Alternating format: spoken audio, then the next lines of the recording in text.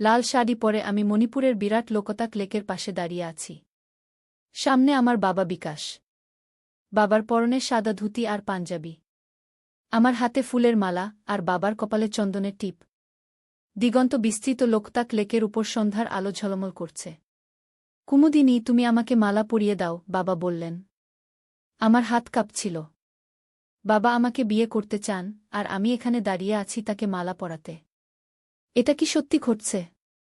আমার নাম কুমুদিনী। আমার বয়স ২০। বাবার বয়স ৫০। আমার মা উর্মিলা মারা গিয়েছিলেন যখন আমার বয়স ছিল ১২। আমরা ইম্ফলের একটি ছোট্ট বাড়িতে থাকি। গত মাসে বাবা আমাকে বলেছিলেন যে তিনি আমাকে বিয়ে করতে চান। বাবা বলেছিলেন আমাদের বিশেষ সম্পর্ক রয়েছে। তিনি বলেছিলেন আমরা অন্য জীবনে স্বামী-স্ত্রী ছিলাম। তিনি আমাকে দেখিয়েছিলেন একটি পুরানো পাণ্ডুলিপি, যেখানে লেখা ছিল আমরা পূর্বজন্মে স্বামী-স্ত্রী ছিলাম এবং এই জন্মেও আমাদের বিয়ে হবে। বাবা, এটা অন্যায়, আমি বলেছিলাম। আমরা বাবা মেয়ে কি? বাবা হেসেছিলেন। কুমুদিনী, আমি জানি এটা অস্বাভাবিক শোনাচ্ছে।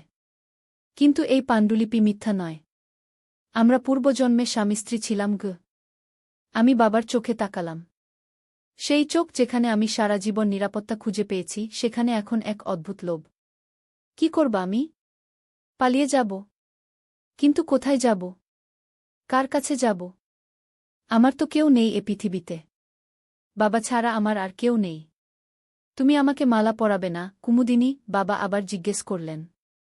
আমার হাত কাঁপছিল। চোখে জল এসে গেল। আমি মালাটা বাবার দিকে বাড়ালাম। হ্যাঁ বাবা, আমি বললাম, কণ্ঠে কাঁপুনি, আমি তোমাকে মালা পরাব। সেই মুহূর্তে লোকতাক লেকের উপর থেকে একটা জোর হাওয়া এসে আমার হাত থেকে মালাটা ছিনিয়ে নিল। মালাটা হাওয়ায় উড়ে গেল আর পড়ল লেকের জলে। এটা কি হল? বাবা বিস্ময়ে চিৎকার করে উঠলেন। আমি নিজেও বিস্মিত হয়ে গেলাম। কি হল এটা? হঠাৎ করে এমন প্রচণ্ড বাতাস কোথা থেকে এলো? এটা কি কোনো সংকেত? চলো লেকের কিনারে গিয়ে মালাটা তুলে আনি, বাবা বললেন। আমরা লেকের কিনারে গেলাম। সন্ধ্যার আলো জল ঝলমল করছিল। কিন্তু মালাটা কোথায়? আমরা দুজন জলের দিকে তাকিয়ে থাকলাম। জলের উপর ফুলগুলো ভাসছিল। হঠাৎ করে আমি একটা আলো দেখতে পেলাম জলের নিচে। প্রথমে মনে হলো জলে চাঁদের আলো প্রতিফলিত হচ্ছে। কিন্তু না, এটা অন্য কিছু। জলের নিচে একটা আলোকিত বস্তু। বাবা দেখো। জলের নিচে কি আছে? আমি বললাম। বাবা জলের দিকে তাকালেন। কি? কোথায়? ওই যে জলের নিচে একটা আলো, আমি বললাম। বাবা আমার দেখানো দিকে তাকালেন। হ্যাঁ, এটাই কি? আমি জলের নিচে ডুব দিতে যাচ্ছিলাম, কিন্তু বাবা আমাকে থামালেন। না কুমুদিনী, তুমি জলে যেজো না। আমি যাচ্ছি, বাবা বললেন। বাবা জলে নামলেন। তিনি ডুব দিলেন জলের নিচে। আমি উদ্বিগ্ন হয়ে অপেক্ষা করতে লাগলাম। ১ মিনিট, ২ মিনিট। বাবা ফিরে আসছেন না কেন? আমি উদ্বিগ্ন হয়ে উঠলাম। বাবা, আমি চিৎকার করে ডাকলাম। বাবা! কোনো উত্তর নেই। আমি জলের দিকে তাকিয়ে রইলাম। কোনো সাড়া নেই। আমি ভয় পেয়ে গেলাম। বাবা কোথায় গেলেন? তিনি কি জলে ডুবে গেলেন?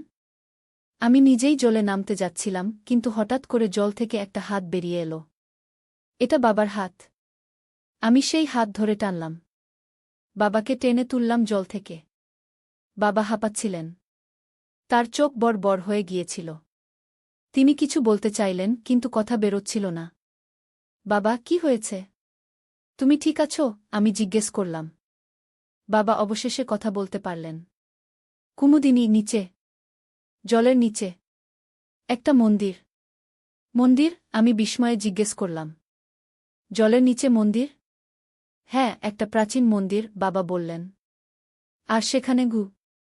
বাবা থামলেন। সেখানে কি বাবা? আমি জিজ্ঞেস করলাম। বাবা আমার দিকে তাকালেন। তার চোখে ভয়। সেখানে আমি একটা মূর্তি দেখলাম। একটা মহিলার মূর্তি। আর সেই মূর্তি তোমার মায়ের মতো দেখতে। মা! আমি বিস্ময়ে বলে উঠলাম।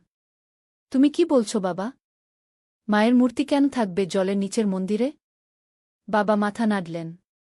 আমি জানি না। কিন্তু আমি যা দেখেছি তা বিশ্বাস করতে পারছি না।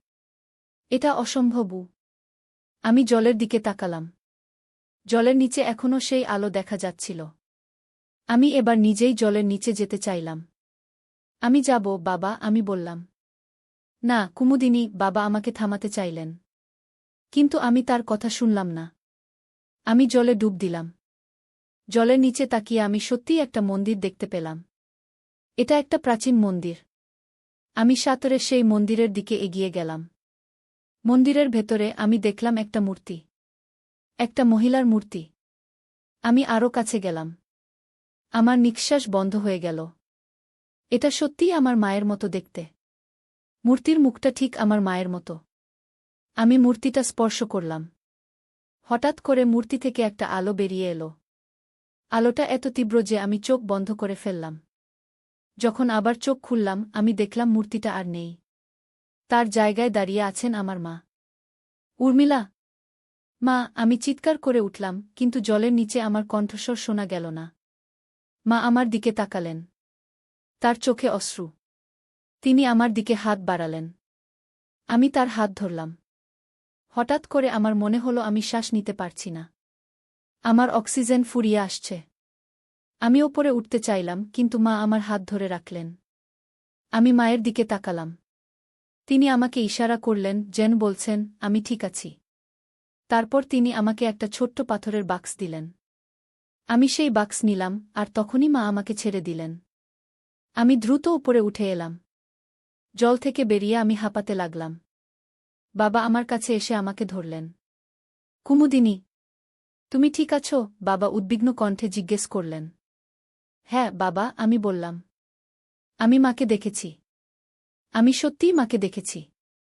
বাবা আমার কথা শুনে হতবাক হয়ে গেলেন। কি বলছো তুমি?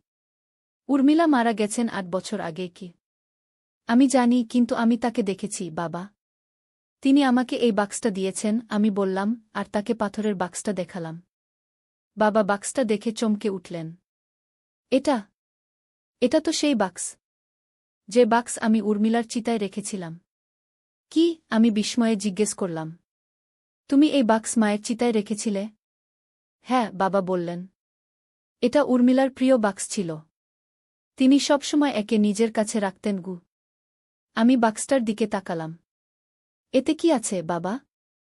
বাবা মাথা নাড়লেন। আমি জানি না। উর্মিলা কখনো বাক্সটা খুলতেন না আমার সামনে। তিনি বলতেন এটা তার গোপন বাক্স। আমি বাক্সটা খোলার চেষ্টা করলাম, কিন্তু এটা খুলছিল না। এটা খুলছে না বাবা। হ্যাঁ, এটা একটা বিশেষ বাক্স, বাবা বললেন। এটা শুধুমাত্র একটি বিশেষ চাবি দিয়ে খোলা যায়। কোথায় সেই চাবি? আমি জিজ্ঞেস করলাম। বাবা আমার দিকে তাকালেন। সেই চাবি উর্মিলার কাছে ছিল। তিনি সবসময় সেটা একটি হারে পরতেন। আমার মনে পড়ল, আমার মা সবসময় একটি সোনার হার পরতেন। সেই হারে একটি ছোট্ট চাবি ঝুলত। সেই হার? বাবা, সেই হার কোথায়? সেই হার? আমি সেটাও উর্মিলার সঙ্গে চিতায় রেখেছিলাম, বাবা বললেন। আমি হতাশ হয়ে গেলাম। তাহলে কিভাবে আমরা বাক্সটা খুলব? হঠাৎ করে আমার নজর পড়ল আমার হাতে। আমার হাতে কি? একটি সোনার হার। আমার হাতে কিভাবে এলো এই হার? আমি এটা নিয়েছি জলের নিচে থেকে? আমার কিছু মনে নেই। বাবা দেখো, এই হার। আমি হারটা দেখালাম বাবাকে। বাবা হারটা দেখে চমকে উঠলেন। এটা তো উর্মিলার হার। এটা তোমার হাতে কি করে এলো? আমি জানি না, আমি বললাম। আমি জলের নিচে থেকে উঠে এসে দেখছি এটা আমার হাতে হারের সঙ্গে ঝুলছিল একটি ছোট্ট সোনার চাবি। আমি সেই চাবি দিয়ে বাক্সটা খোলার চেষ্টা করলাম। বাক্সটা খুলে গেল। বাক্সের ভেতরে ছিল একটি পুরানো কাগজ। আমি সেই কাগজটা বের করলাম। এটা একটি চিঠি। এটা কি বাবা? আমি জিজ্ঞেস করলাম। বাবা চিঠিটার দিকে তাকালেন। এটা উর্মিলার হাতের লেখা। আমি চিঠিটা পড়তে শুরু করলাম। প্রিয় কুমুদিনী, যখন তুমি এই চিঠি পড়ছ, আমি ইহজগতে নেই। আমি জানি তোমার বাবা তোমাকে বিয়ে করতে চাইবেন। তিনি বিশ্বাস করেন যে তোমরা পূর্বজন্মে স্বামী-স্ত্রী ছিলে। কিন্তু এটা সত্য নয়। তোমার বাবা একটি ভ্রান্ত ধারণার শিকার হয়েছেন। তোমার বাবা এবং আমরা দুজনেই ছিলাম একটি প্রাচীন মন্দিরের পূজারী। আমরা একসঙ্গে মন্দিরে পূজা করতাম। তোমার বাবা একটি প্রাচীন গ্রন্থ পড়েছিলেন, যেখানে লেখা ছিল যে একটি বিশেষ মন্ত্র দিয়ে একজন মানুষ পূর্বজন্মের স্মৃতি ফিরে পেতে পারেন। তিনি সেই মন্ত্র পড়েছিলেন, কিন্তু ভুল উচ্চারণে। সেই ভুল মন্ত্রের কারণে তার মনে একটি ভ্রান্ত স্মৃতি তৈরি হয়েছে, যেখানে তিনি বিশ্বাস করেন যে আমরা পূর্বজন্মে স্বামী স্ত্রী ছিলাম, এবং তুমি আমাদের পূর্বজন্মের মেয়ে নও, বরং আমাদের এই জন্মের মেয়ে। প্রকৃতপক্ষে তুমি আমাদের মেয়ে নও, কুমুদিনী। তুমি হলে আমার ছোট বোনের মেয়ে। তোমার আসল বাবা মা হলেন আমার বোন সুমিত্রা এবং তার স্বামী প্রদীপ। তারা একটি দুর্ঘটনায় মারা গিয়েছিলেন যখন তোমার বয়স ছিল মাত্র 1 বছর। আমি এবং বিকাশ তোমাকে দত্তক নিয়েছিলাম। আমরা তোমাকে কখনো বলিনি যে তুমি আমাদের মেয়ে নও, কারণ আমি এবং তোমার মা চাইনি তোমাকে বাড়তি কষ্ট দিতে। কিন্তু এখন আমি বুঝতে পারছি উর্মিলা কতটা সঠিক ছিলেন। রাত ধীরে ধীরে নামছিল লোকতাক লেকের উপর। আমরা দুজনেই নীরবে তীরে বসে রইলাম। তাহলে আমার আসল বাবা মা কারা? আমি অবশেষে জিজ্ঞেস করলাম। সুমিত্রা এবং প্রদীপ, বাবা বললেন। সুমিত্রা ছিলেন উর্মিলার ছোট বোন। তারা কলকাতায় থাকতেন। তোমার জন্মের পর তারা একবার মণিপুরে বেড়াতে এসেছিলেন। ফেরার পথে একটা সড়ক দুর্ঘটনা হয়। তারা বাবার কণ্ঠরোধ হয়ে এল। আমি বুঝতে পারলাম কথা বলা তার পক্ষে কষ্টকর। যাকগে, এসব পুরনো কথা, আমি বললাম। আমরা এখন কি করব? বাবা আকাশের দিকে তাকালেন। আমার মনে হয় আমাদের ইম্ফল ফিরে যাওয়া উচিত। তারপর যা করা ঠিক করব। কিন্তু তখন আমার মনে হল, না, আমি এখান থেকে সোজা ইম্ফল ফিরে যাব না। আমার মায়ের চিঠিতে যে মন্দিরের কথা বলা হয়েছে সেটা খুঁজে বের করতে হবে। আমার কেন জানি মনে হল এই জলের নিচের মন্দির এবং সেই মন্ত্রের মন্দির একই হতে পারে। বাবা, আমার মনে হয় আমাদের আগে এই মন্দিরটা সম্পর্কে আরও জানা দরকার, আমি বললাম। বাবা আমার দিকে অবাক হয়ে তাকালেন। তুমি আবার জলের নিচে যেতে চাও? হ্যাঁ, আমি দৃঢ়ভাবে বললাম। আমাদের জানতে হবে এটা কি মন্দির, কেন মায়ের মূর্তি সেখানে আছে, আর তোমার সেই প্রাচীন মন্ত্রের সঙ্গে এর কি সম্পর্ক। বাবা চিন্তিত হয়ে পড়লেন। কিন্তু এটা বিপজ্জনক হতে পারে, কুমুদিনী। আমি যাবই, আমি জোর দিয়ে বললাম। তুমি চাইলে আমার সঙ্গে আসতে পারো। বাবা শেষে রাজি হলেন। আমরা ঠিক করলাম পরের দিন সকালে জলের নিচের মন্দিরে যাব। সেজন্য আমাদের স্কুবা ডাইভিং সরঞ্জাম দরকার। এত রাতে সেগুলো কোথায় পাব? আমি জানি, বাবা বললেন। ইম্ফলের কাছে একটা পর্যটকদের সেন্টার আছে। সেখানে এসব সরঞ্জাম ভাড়া পাওয়া যায়। আমরা সেই রাতটা লোকতাক লেকের কাছের একটা ছোট হোটেলে কাটালাম। সারা রাত আমি ঘুমোতে পারলাম না। মাথায় নানা চিন্তা ঘুরপাক খাচ্ছিল। আমি কে? আমার আসল বাবা মা কারা? এই জলের নিচের মন্দিরের রহস্য কি? পরের দিন সকালে আমরা ইম্ফল গেলাম। সেখান থেকে স্কুবা ডাইভিং সরঞ্জাম ভাড়া নিলাম। বাবা একজন স্কুবা ডাইভিং প্রশিক্ষকও ভাড়া করলেন, যিনি আমাদের সাহায্য করবেন। প্রশিক্ষকের নাম ছিল রাজেন। তিনি আমাদের বললেন, লোকতাক লেকের নিচে অনেক প্রাচীন মন্দির আছে। এগুলো 1-8 শতকে জলের নিচে ডুবে যায় একটা বড় ভূমিকম্পের কারণে। আপনি কি এই মন্দিরগুলো সম্পর্কে কিছু জানেন? আমি জিজ্ঞেস করলাম। অল্প স্বল্প, রাজেন বললেন। এগুলো হিন্দু এবং মণিপুরী দেবদেবীর মন্দির।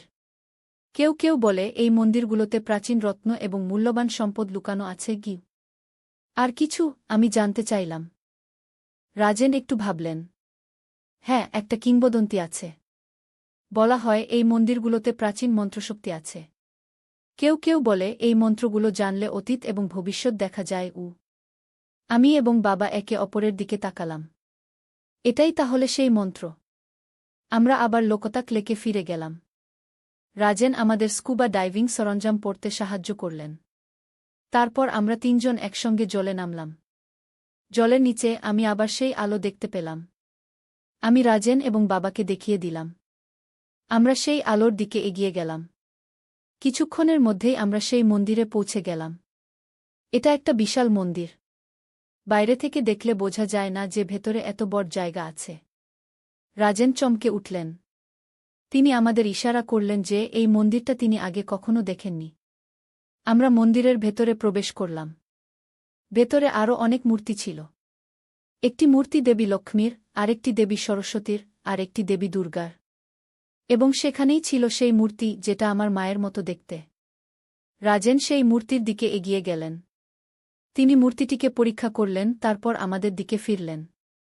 তিনি তার স্কুবা মাস্ক খুলে ইশারায় বোঝালেন যে এখানে আমরা শ্বাস নিতে পারি। আমি অবাক হয়ে গেলাম। জলের নিচে কিভাবে শ্বাস নেওয়া যাবে? কিন্তু আমি দেখলাম যে মন্দিরের ভেতর জল নেই। এটা যেন একটা বায়ুরুদ্ধ জায়গা। আমরা সবাই স্কুবা মাস্ক খুললাম। এটা অসম্ভব, রাজেন বললেন। কিভাবে এই মন্দিরের ভেতর জল নেই? এটা কোনো প্রাচীন প্রযুক্তি হতে পারে, বাবা বললেন। বা প্রাচীন মন্ত্রের শক্তি, আমি বললাম। আমি সেই মূর্তির কাছে গেলাম যেটা আমার মায়ের মতো দেখতে। এটা সত্যিই মায়ের মতো দেখতে। আমি মূর্তিটি স্পর্শ করলাম। হঠাৎ করে মূর্তির চোখ থেকে আলো বেরিয়ে এলো। আমি পিছিয়ে গেলাম। মূর্তির চোখ থেকে দুটি আলোর রশ্মি বেরিয়ে একটা দেয়ালের উপর পড়ল। সেখানে একটা গুপ্ত দরজা খুলে গেল। দেখো, আমি চিৎকার করে উঠলাম। রাজেন এবং বাবা দুজনেই অবাক হয়ে সেই দরজার দিকে তাকিয়ে রইলেন। আমরা কি ওখানে যাব? রাজেন জিজ্ঞেস করলেন। অবশ্যই, আমি বললাম।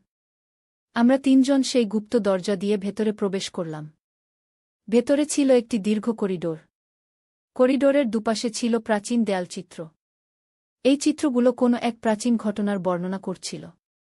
আমরা চিত্রগুলো দেখতে লাগলাম। প্রথম চিত্রে একজন ঋষি একটি মন্ত্র উচ্চারণ করছেন। দ্বিতীয় চিত্রে সেই ঋষি একটি জলের নিচের মন্দিরে প্রবেশ করছেন। তৃতীয় চিত্রে ঋষি একটি মূর্তি স্পর্শ করছেন। চতুর্থ চিত্রে ঋষি এবং মূর্তি দুজনেই আলোকিত হচ্ছেন। এগুলো কি দেখাচ্ছে? রাজেন জিজ্ঞেস করলেন। মনে হচ্ছে এটা একটি প্রাচীন মন্ত্রের বর্ণনা, বাবা বললেন। একটি মন্ত্র যা মূর্তিকে জীবন দিতে পারে কি? আমরা করিডোরের শেষে পৌঁছে গেলাম। সেখানে ছিল একটি বিশাল দরজা। দরজার উপর কিছু প্রাচীন লেখা ছিল। রাজেন সেই লেখা পড়তে চেষ্টা করলেন। এটা প্রাচীন মণিপুরী ভাষা, তিনি বললেন। এতে লেখা আছে, যে আসবে সে জানবে, যে জানবে সে বুঝবে, যে বুঝবে সে ফিরে যাবে। এর অর্থ কি? আমি জিজ্ঞেস করলাম। আমি নিশ্চিত নই, রাজেন বললেন। কিন্তু মনে হয় এই দরজার ওপারে কিছু গুরুত্বপূর্ণ গান আছে গু। আমরা দরজা খোলার চেষ্টা করলাম, কিন্তু এটা খুলছিল না। এটা কিভাবে খুলব? আমি জিজ্ঞেস করলাম। রাজেন দরজাটা পরীক্ষা করলেন। মনে হচ্ছে এটা একটি বিশেষ চাবি দিয়ে খোলা যাবে গু। আমার মনে পড়ল সেই চাবির কথা যেটা আমার মায়ের হারে ছিল। আমি সেই চাবি বের করলাম। এটা দিয়ে চেষ্টা করে দেখি, আমি বললাম। আমি সেই চাবি দরজার তালা ঢোকালাম। চাবিটা ঠিক ফিট হল। আমি চাবিটা ঘুরিয়ে দিলাম, আর দরজাটা খুলে গেল। দরজার ওপারে ছিল একটি বিশাল কক্ষ। কক্ষের মাঝখানে ছিল একটি বিশাল পাথরের টেবিল। টেবিলের উপর ছিল একটি প্রাচীন গ্রন্থ। আমরা তিনজন সেই গ্রন্থের কাছে গেলাম। এটা একটি পুরানো, জীর্ণ গ্রন্থ। এর পাতাগুলো হলুদ হয়ে গিয়েছিল সময়ের সাথে। রাজেন গ্রন্থটি খুললেন। এটাও প্রাচীন মণিপুরী ভাষায় লেখা, তিনি বললেন। আপনি পড়তে পারবেন? আমি জিজ্ঞেস করলাম। হ্যাঁ, কিছুটা, রাজেন বললেন। রাজেন গ্রন্থটি পড়তে শুরু করলেন। এটা একটি প্রাচীন মন্ত্রগ্রন্থ, তিনি বললেন। এতে বিভিন্ন মন্ত্র আছে, অতীত দেখার মন্ত্র, ভবিষ্যৎ দেখার মন্ত্র, মূর্তিকে জীবন দেওয়ার মন্ত্র ও। বাবা গ্রন্থটির দিকে তাকালেন। এটাই সেই গ্রন্থ, তিনি বললেন। আমি এই গ্রন্থ থেকেই মন্ত্র পড়েছিলাম। কিন্তু তুমি এই গ্রন্থ কোথায় পেয়েছিলে, বাবা? আমি জিজ্ঞেস করলাম। এটা তো এখানে, জলের নিচের মন্দিরে কি? বাবা মাথা নাড়লেন। না, আমি এই গ্রন্থ পাইনি। আমি এই গ্রন্থের একটি অনুলিপি পেয়েছিলাম। একজন পুরাতত্ত্ববিদ আমাকে দিয়েছিলেন গু। রাজেন আরও পড়তে লাগলেন। হঠাৎ করে তিনি থেমে গেলেন। শুনো, তিনি বললেন। এখানে একটি সতর্কতা আছে। এতে লেখা আছে, যে মন্ত্র উচ্চারণ করবে সে সতর্ক থাকুক। ভুল উচ্চারণে বিপদ আছে। অতীত দেখার মন্ত্র ভুল উচ্চারিত হলে মিথ্যা স্মৃতি তৈরি হবে। মূর্তিকে জীবন দেওয়ার মন্ত্র ভুল উচ্চারিত হলে মূর্তি ভয়ঙ্কর হয়ে উঠবে। আমরা সবাই একে অপরের দিকে তাকালাম। এটাই হয়েছিল, বাবা বললেন। আমি অতীত দেখার মন্ত্র উচ্চারণ করেছিলাম, কিন্তু ভুল উচ্চারণে। তাই আমার মনে মিথ্যা স্মৃতি তৈরি হয়েছিল গু। রাজেন আরও পড়তে লাগলেন। এখানে আরও লেখা আছে, মিথ্যা স্মৃতি দূর করার জন্য সত্য স্মৃতি জাগাতে হবে। সত্য স্মৃতি জাগাতে প্রিয়জনের মূর্তি স্পর্শ করতে হবে এবং সঠিক মন্ত্র উচ্চারণ করতে হবে। এটাই আমাদের করতে হবে, আমি বললাম। আমরা মায়ের মূর্তি স্পর্শ করব এবং সঠিক মন্ত্র উচ্চারণ করব। তাহলে বাবার মিথ্যা স্মৃতি দূর হবে গু। আমরা আবার সেই মূর্তির কাছে ফিরে গেলাম যেটা আমার মায়ের মতো দেখতে। রাজেন গ্রন্থ থেকে সঠিক মন্ত্র পড়লেন। বাবা মূর্তি স্পর্শ করলেন এবং মন্ত্র উচ্চারণ করলেন। হঠাৎ করে মূর্তি থেকে আবার আলো বেরিয়ে এলো। এবার আলোটা বাবাকে ঘিরে ধরল। বাবা আলোর মধ্যে দাঁড়িয়ে রইলেন। একটু পরে আলো মিলিয়ে গেল। বাবা ধীরে ধীরে চোখ খুললেন। কুমুদিনী, তিনি বললেন, আমি সব মনে করতে পারছি। আমার মিথ্যা স্মৃতি চলে গেছে। আমি এখন জানি তুমি আমাদের মেয়ে নও, তুমি আমাদের ভাগ্নি গু। আমি বাবাকে জড়িয়ে ধরলাম। হ্যাঁ বাবা, আমি তোমাদের ভাগ্নি। কিন্তু তোমরাই আমার বাবা মা গু। রাজেন আমাদের দিকে তাকিয়ে হাসলেন। এটা একটা অদ্ভুত অভিজ্ঞতা, তিনি বললেন। আমি কখনো এমন কিছু দেখিনি গি। আমরা ফিরে যাওয়ার জন্য প্রস্তুত হলাম। কিন্তু তখনই আমরা একটা শব্দ শুনলাম। মন্দিরের দেয়াল কাঁপতে শুরু করল। কি হচ্ছে, আমি ভয় পেয়ে জিজ্ঞেস করলাম। মন্দির ধসে পড়ছে, রাজেন চিৎকার করে উঠলেন। আমাদের এখান থেকে বেরোতে হবে। আমরা দ্রুত মন্দির থেকে বেরিয়ে আসার চেষ্টা করলাম। কিন্তু পথে আমি দেখলাম সেই গ্রন্থটি। আমি সেটা নিয়ে নিলাম। আমরা মন্দির থেকে বেরিয়ে এলাম ঠিক সময়ে। মন্দির ধসে পড়ল আমাদের পিছনে। আমরা বেঁচে গেছি, রাজেন হাঁফ ছেড়ে বললেন। আমরা জল থেকে বেরিয়ে এলাম। সূর্য ডুবে যাচ্ছিল লোকতাক লেকের উপর। এটা ছিল একটা অদ্ভুত অভিজ্ঞতা, বাবা বললেন। হ্যাঁ, আমি বললাম। কিন্তু এখন আমরা সত্য জানি গ। সেদিন রাতে আমরা হোটেলে ফিরে এলাম। আমি সেই গ্রন্থটি খুললাম। এটা কি করে দেখছ, বাবা জিজ্ঞেস করলেন। আমি জানতে চাই এই মন্দিরের ইতিহাস, আমি বললাম। এবং আমার আসল বাবা মা সম্পর্কে আরও জানতে চাই। গ্রন্থের পাতা উল্টাতে উল্টাতে আমি একটা ছবি পেলাম। এটা একটি পরিবারের ছবি, একজন পুরুষ, একজন মহিলা এবং একটি ছোট্ট শিশু। এরা কারা, বাবা জিজ্ঞেস করলেন। আমি ছবির পিছনে তাকালাম। সেখানে লেখা ছিল সুমিত্রা, প্রদীপ এবং কুমুদিনী গ। এরা আমার আসল বাবা মা, আমি বিস্ময়ে বলে উঠলাম।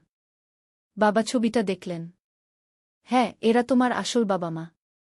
সুমিত্রা ছিলেন উর্মিলার ছোট বোন ঘ। আমি ছবিটা দেখতে লাগলাম। আমার আসল বাবা মা। আমি তাদের চিনতাম না। আমি তাদের স্মৃতি বয়ে বেড়াইনি। কিন্তু তারাই আমাকে এই পৃথিবীতে এনেছিলেন।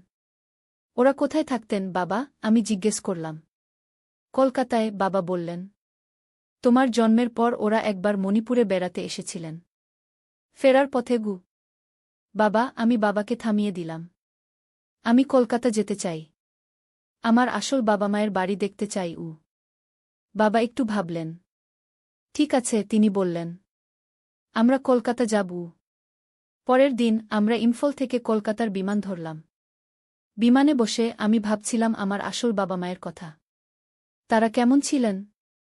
তাদের বাড়ি কেমন ছিল? বাবা আমার হাত ধরলেন। তুমি কি ভাবছ, কুমুদিনী? আমার আসল বাবা মায়ের কথা, আমি বললাম। আমি তাদের সম্পর্কে কিছুই জানি না গি। তারা খুব ভালো মানুষ ছিলেন, বাবা বললেনরা চাইনি যে তুমি মনে কষ্ট পাও। তোমার বাবা কখনো তোমাকে এই সত্য বলেননি, কারণ তিনি ভুল মন্ত্রের প্রভাবে আছেন। তিনি সত্যিই বিশ্বাস করেন যে তোমরা পূর্বজন্মে স্বামী স্ত্রী ছিলে। আমি যখন জানতে পারলাম যে বিকাশ তোমাকে বিয়ে করতে চান, আমি ভয় পেয়ে গিয়েছিলাম। আমি চাইনি যে এই ভ্রান্ত ধারণার কারণে তোমার জীবন নষ্ট হয়ে যায়। তাই আমি একটি মন্দিরে গিয়েছিলাম যেখানে একজন প্রাচীন ঋষি থাকেন। তিনি আমাকে বলেছিলেন যে তোমাকে সত্য জানাতে হবে। আমি যখন ফিরে এলাম, আমি অসুস্থ হয়ে পড়লাম। আমি জানতাম আমি বেশিদিন বাঁচব না। তাই আমি এই চিঠিটা লিখে রেখেছি। আমি জানতাম একদিন না একদিন তুমি এই চিঠি পড়বে। কুমুদিনী, আমি চাই তুমি এই চিঠিটা তোমার বাবাকে দেখাও। এই চিঠি তাকে সত্য বুঝতে সাহায্য করবে। তিনি ভালো মানুষ, কিন্তু একটি ভুল মন্ত্রের শিকার। আমি তোমাকে ভালোবাসি, কুমুদিনী। তুমি আমার মেয়ে না হলেও আমি তোমাকে আমার মেয়ের মতোই ভালোবাসি। ইতি। তোমার মা, উর্মিলা। আমি চিঠিটা পড়ে হতবাক হয়ে গেলাম। আমি বাবার দিকে তাকালাম। বাবা, এটা সত্যি? বাবা চিঠিটা পড়লেন। তার মুখ ফ্যাকাশে হয়ে গেল। এটা এটা উর্মিলার হাতের লেখা। কিন্তু তিনি কি লিখেছেন? তুমি কি সত্যিই একটি প্রাচীন মন্ত্র পড়েছিলে, বাবা? আমি জিজ্ঞেস করলাম। বাবা মাথা নাড়লেন। হ্যাঁ, আমি একটি প্রাচীন গ্রন্থ পড়েছিলাম, যেখানে একটি মন্ত্র ছিল। সেই মন্ত্র পড়ার পর আমার মনে হতে লাগল যে আমরা পূর্বজন্মে স্বামী-স্ত্রী ছিলাম। তাহলে আমি তোমাদের মেয়ে নই? আমি কাঁদতে কাঁদতে জিজ্ঞেস করলাম। বাবা আমাকে জড়িয়ে ধরলেন। কুমুদিনী, তুমি আমাদের মেয়ে। আমরা তোমাকে দত্তক নিয়েছিলাম, কিন্তু তুমি আমাদের মেয়ে কি? কিন্তু তুমি আমাকে বিয়ে করতে চেয়েছিলে, আমি বললাম। বাবা আমার দিকে তাকালেন। তার চোখে অশ্রু। আমি আমি ভুল করেছি, কুমুদিনী। আমি একটি ভ্রান্ত ধারণার শিকার হয়েছিলাম। আমি ভুল মন্ত্র পড়ার কারণে একটি মিথ্যা স্মৃতি তৈরি হয়েছিল আমার মনে। আমি তোমাকে কথায় কথায় বলতাম না যে তুমি আমাদের মেয়ে নও।